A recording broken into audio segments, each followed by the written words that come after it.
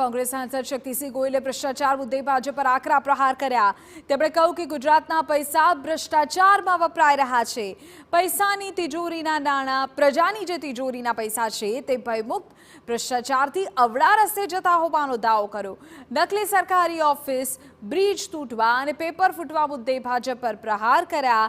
સાથે જ પાલનપુરમાં બ્લેકલિસ્ટ કંપનીને બ્રિજ બનાવવાનો કોન્ટ્રાક્ટ અપાયો હોવાના આક્ષેપ થયા।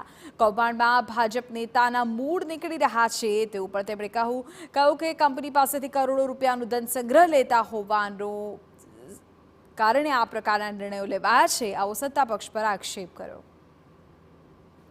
તિજોરીના નાણાં છે જે ગુજરાતીઓના હિત માટે, ગુજરાતના વિકાસ માટે વપરાવા જોઈએ, એ ભય મુક્ત ભ્રષ્ટાચારથી અવળા રસ્તે જઈ રહ્યા છે। ક્યારેય એવું નહોતું સાંભળ્યું કે નકલી સરકારી ઓફિસ ઊભી થઈ જાય।